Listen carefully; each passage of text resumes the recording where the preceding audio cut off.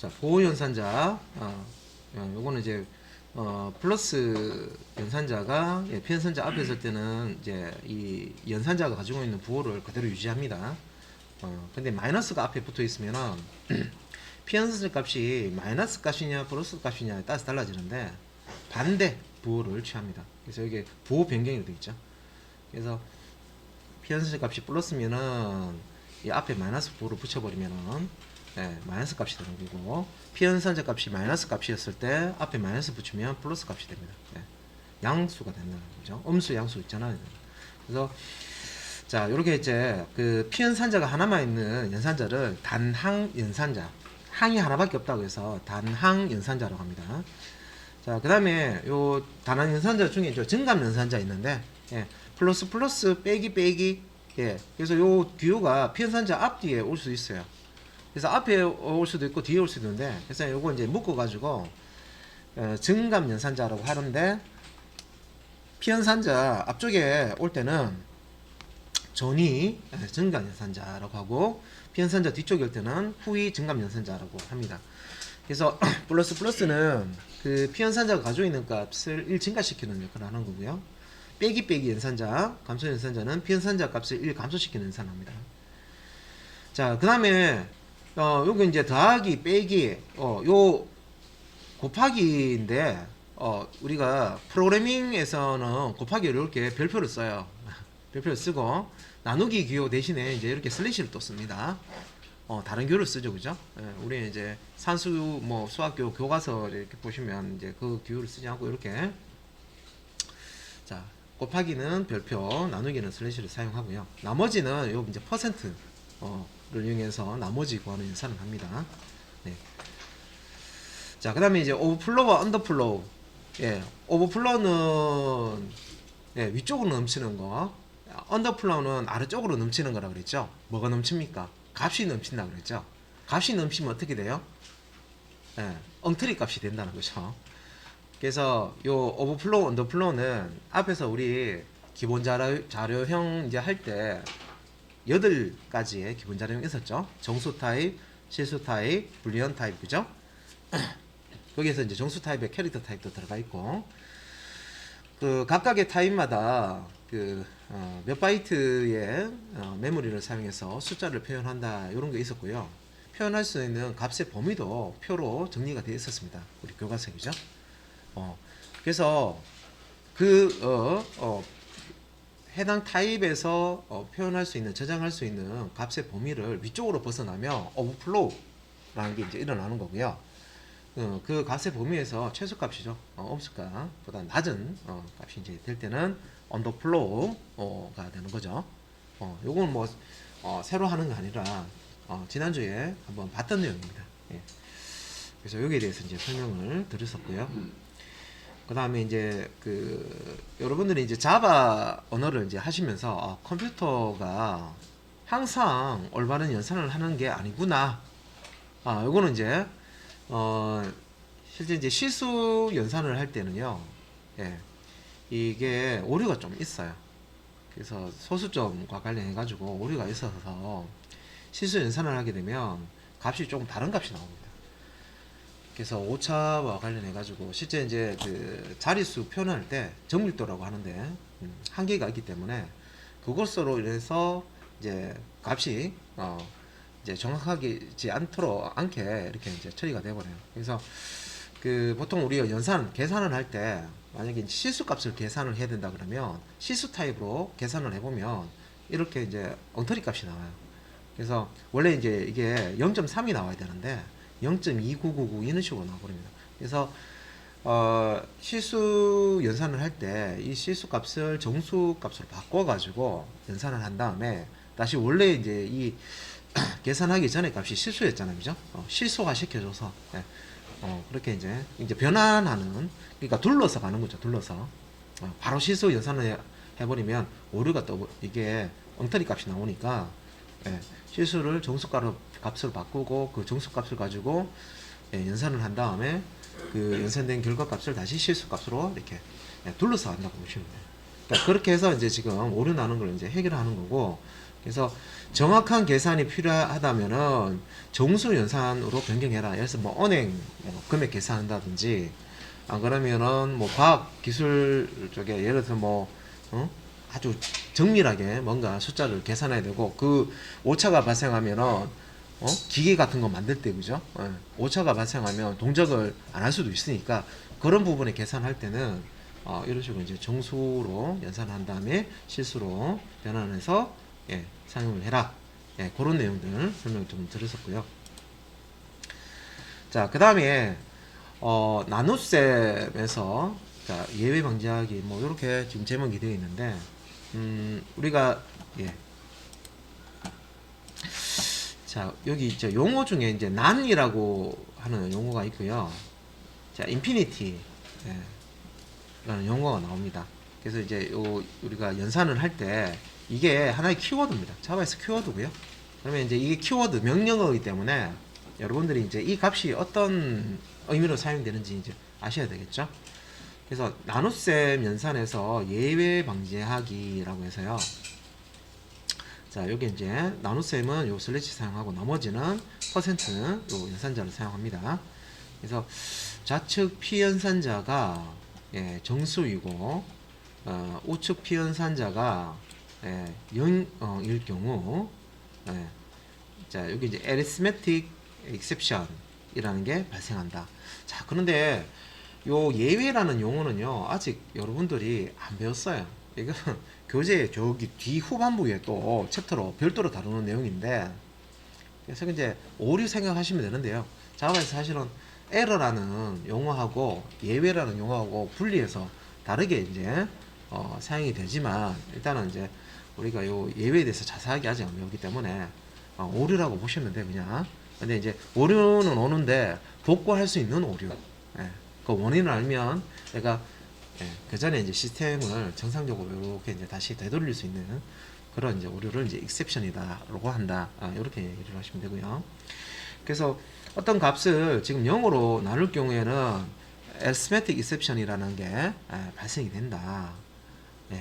그리고 이제 좌측의 피연산자가 실수이거나 우측 피연산자가 0.0 또는 0.0f. 요거 우리 자료형 때 0.0과 0.0f 요거 리터럴이죠.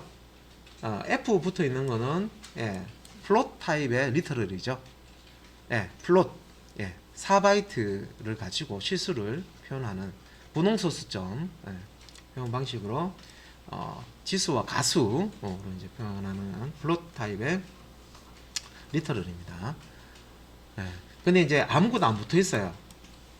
아무것도 안 붙어 있고 소수점 이렇게 되어 있는 값을 요런 리터럴을 우리가 봤을 때 이거는 무슨 타입이다? 더블 타입. 8바이트 실수형 더블 타입의 리터럴이다. 선생님 그진 그런 것까지 알아야 되나요? 그렇습니다. 자바에서는 이거 모르고 그냥 기초 문법밥 취미로 이렇게 하고 넘어갈 수도 있겠지만, 여러분들은 이제 개발을 하실 거잖아요. 프로그래머 되실 거잖아요, 그죠? 그래서 이제 이런 개념은 정확하게 익숙하게 해 놓으셔야 돼요. 자, 그리고 자, 그래서 이렇게 실수 연산을 할 때 0.0으로 이렇게 만약에 나누기를 한다. 그러면은 이제 예외가 발생하지 않고, 이 경우에는 자, 연산의 결과가 무한대를 의미하는 인피니티 또는 이게 난이라고 부르시면 되는데 약자입니다. not a number.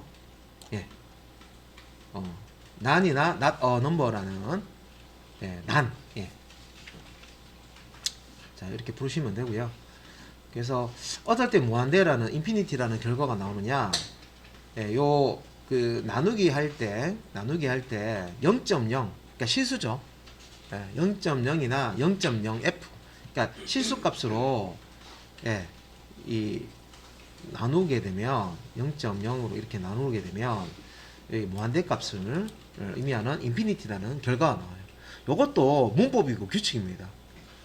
선생님 이거 연산할 때 이런 식으로 하면 왜 이 인피니티라는 게 나오나요? 라는 거를 묻는 거는, 왜 산은 산이고 물은 물인가요? 묻는 거하고 똑같은 거예요. 이게 문법으로 그렇게 만들어 놓은 거예요. 그래서 이게 규칙이죠, 규칙. 언어 만들 때. 그 다음에 그 나머지 연산, 나머지 연산이죠. 퍼센트 요거는 이제 백분율 아니라 그랬죠. 나머지 5 나누기 0.0 했을 때 나머지가 무엇이냐? 나머지를 구해달라 하는 연산입니다. 그래서 요 나머지 연산에서 0.0으로 나눠서 나머지를 구한다라고 하면 이때는 난이라고 하는 나더 넘버라고 하는 결과가 나옵니다. 자, 그래서 실수하고 관련된 거죠. 여기 이제 infinity라는 키워드 하고요, none이라는 요 키워드는 요 오른쪽에 피연산자로 갑니다. 그죠? 연산자는 가운데 있는 얘가 연산자잖아. 나누기 연산자, 그죠?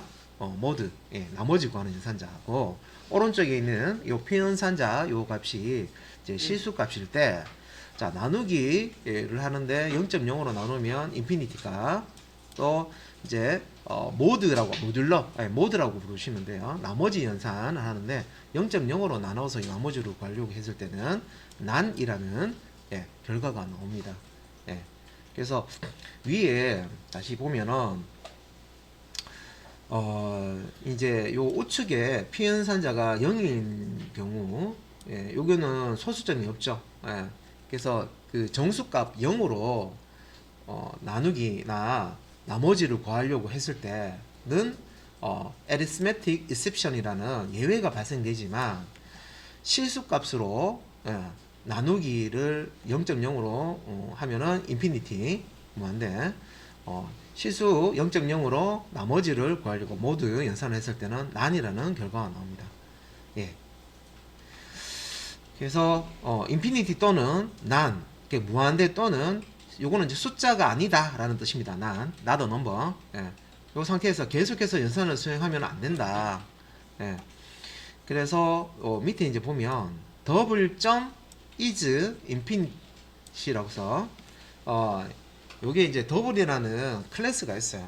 더블이라는 클래스가 가지고 있는 is infinity라는